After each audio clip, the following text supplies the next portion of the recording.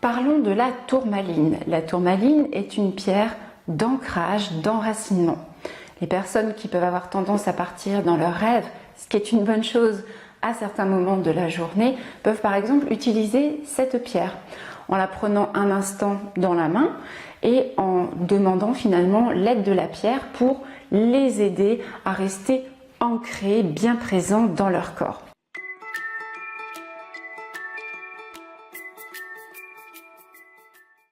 J'ai voulu faire un exercice, je vais l'appeler comme ça, que je vais vous présenter dans un instant.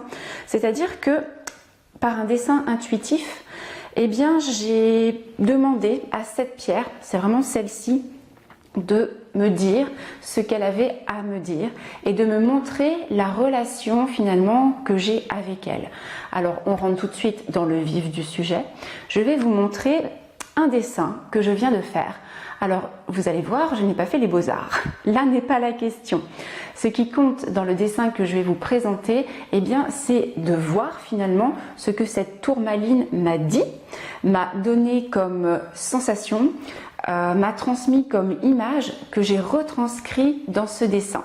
À tout de suite. Avant de vous montrer le dessin, comment est-ce que j'ai procédé? Déjà, j'ai pris un cours de dessin intuitif.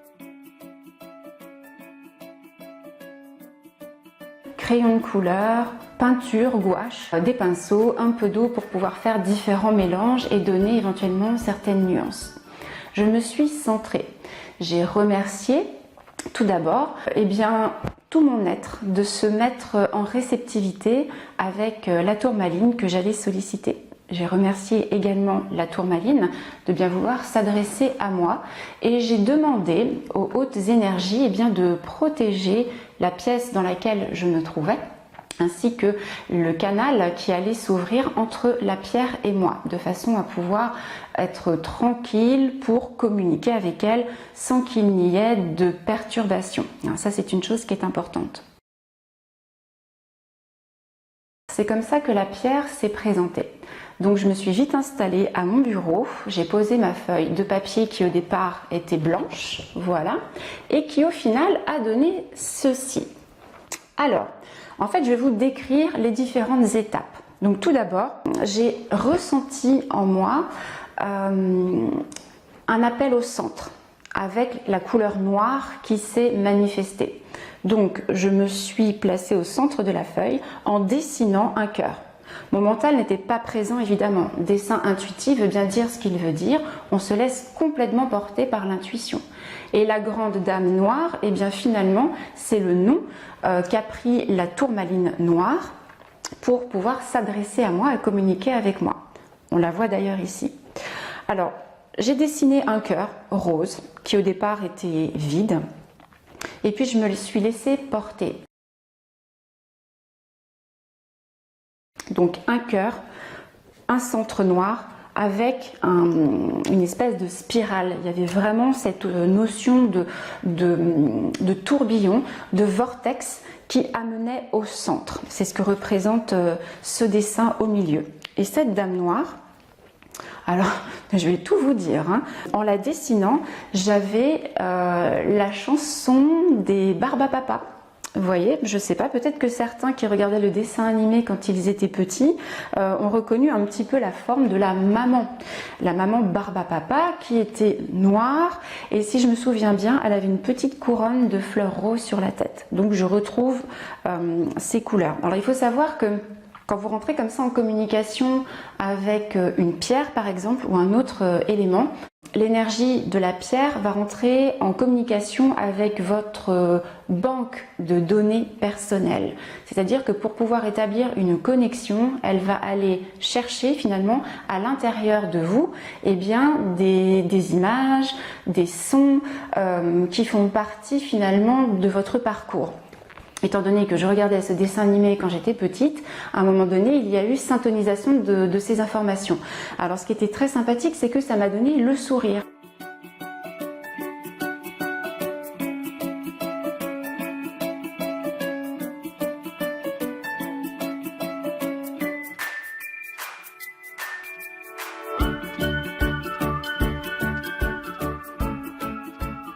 Le fait comme ça de faire un dessin peut faire émerger des émotions qui sont variables. Moi, en ce qui me concerne, c'était vraiment une ouverture du cœur que je ressentais, un apaisement et de la joie, notamment quand la chanson du dessin animé est arrivée. Dans ce dessin, on retrouve la notion de centrage et d'alignement que propose le travail avec une tourmaline noire. Dans ce personnage, qui est la tourmaline, elle s'est présentée sous ces traits-là, vraiment avec le chapeau, c'est comme ça que je l'ai perçue. Il y avait vraiment quelque chose de très serein et d'apaisant.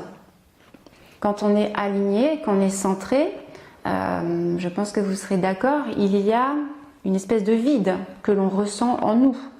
Et ce vide, ça veut dire qu'il n'y a pas d'émotion, qu'il n'y a pas de contrariété. Le centrage, c'est la sérénité. Moi, c'est comme ça que je le ressens en tout cas. Alors, j'espère qu'on le voit bien. Mais si on ne le voit pas bien, je vous le décris, c'est que le visage de la tourmaline, de la grande dame noire, est joyeux, c'est-à-dire qu'elle est souriante.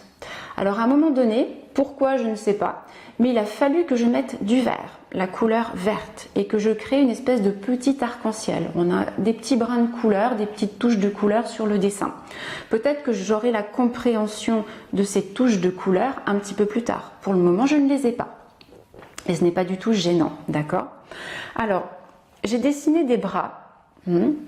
En tout cas, alors c'est pas des bras comme on les connaît, mais il y a deux traits noirs qui sont les bras de la tourmaline et qui tiennent encore des vortex avec beaucoup d'amour finalement. Nous avons ici quelque chose de très maternel, puisque ça se situe au niveau de la poitrine de la tourmaline.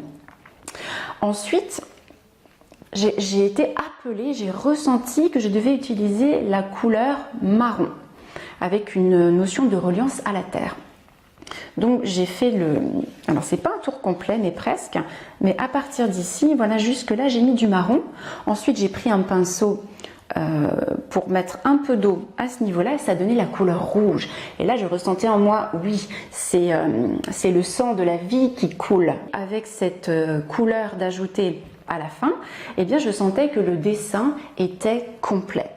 Donc combien de temps ça m'a pris? Je vous avoue que je ne sais pas. Je n'ai pas regardé ma montre. D'ailleurs, je n'ai jamais de montre, ni mon petit réveil, pour voir à quelle heure j'ai commencé, à quelle heure j'ai terminé. Si ça prend 5 minutes, ça prend 5 minutes. Si ça prend 2 heures, ça prend 2 heures. Le dessin se crée vraiment à un rythme que l'on ne décide pas. Nous sommes dans l'intuition, dans la réceptivité, c'est-à-dire que ni l'ego ni le mental ne sont censés être présents lorsque vous faites un dessin comme celui-là.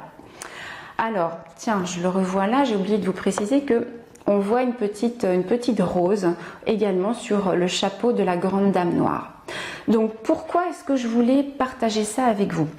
Si vous avez vu d'autres vidéos de ma chaîne YouTube, vous avez dû m'entendre vous dire plusieurs fois: faites vos expériences et voyez ce que vous ressentez avec la pierre.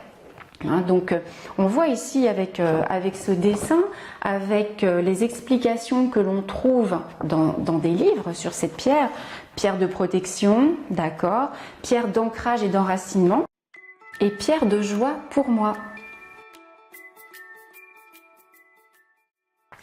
Voilà. Alors le but de cette vidéo était de vous montrer une autre façon de rentrer en communication, en relation avec les pierres et de voir que l'on peut peut-être avoir des informations supplémentaires, complémentaires lorsque l'on passe par un dessin intuitif par rapport à la méthode qui consiste à prendre une pierre dans la main. Un conseil avant que l'on se quitte: si vous souhaitez rentrer en communication avec vos pierres en passant par le dessin intuitif, eh bien je vous invite à vous rapprocher d'un professionnel qui va pouvoir vous donner un cours ou plusieurs cours sur cette méthode. Pourquoi? Parce que rentrer en communication avec une pierre peut vous mettre en relation avec une émotion, réveiller une émotion peut-être douloureuse en vous, qui n'a pas été traitée, qui n'a pas été apaisée. De la colère, de la tristesse, peut-être même des rancœurs, de vieilles blessures peuvent se réveiller. Et c'est alors bien à ce moment-là d'avoir un référent qui pourra vous accompagner et vous conseiller sur la manière d'apaiser cette émotion. Laissez-moi vos commentaires, posez-moi vos questions, c'est avec grand plaisir que j'y répondrai. Voilà, et bien écoutez, sur ce, je vous souhaite une très belle journée haute en couleurs. À bientôt.